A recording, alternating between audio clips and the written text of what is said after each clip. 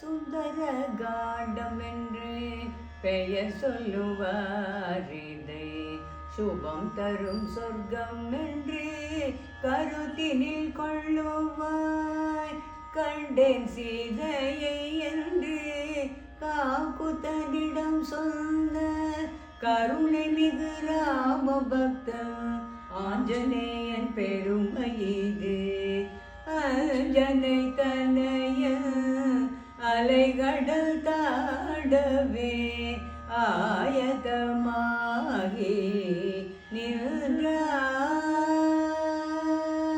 ராம பாணம் போல் ராட்சசர் மனை நோக்கி ராஜகம்பீரத்தோடு ராமதூதன் சென்றார். அங்கதனு ஜாம்பவானு அனைத்து வானரர்களும் அன்புடன் விடை கொடுத்து வழி அனுப்பினரே. வானவர்கள் தானவர்கள் வருணாதி தேவர்கள் வழியெல்லாம் கூடி நின்று பூமாய் பொழிந்தனரே.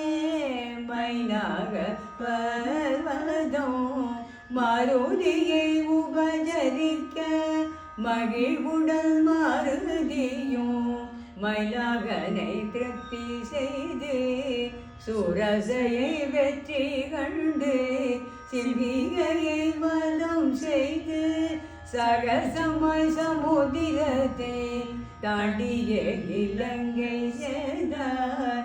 இடக்காக பேசிய இலங்கையின் தேவதையை இடக்கையால் தண்டித்தவள் இதயத்தை கலக்கினார்.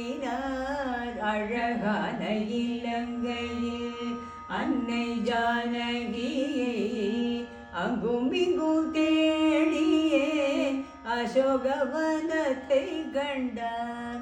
சிம்சுக மரத்தடியில் ஸ்ரீராமனை தியானம் செய்யும் சீதா பிராட்டியை கண்டு சித்தம் கலங்கினார்.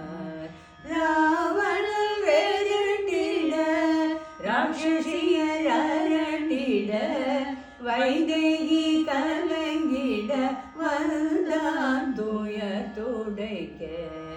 கணையாழியை கொடுத்து ஜெயராமன் சைலம் சொல்லி சுடமணி பெற்று கொண்டான். சுந்தர ஆஞ்சநேயன் அன்னையின் கண்ணீர்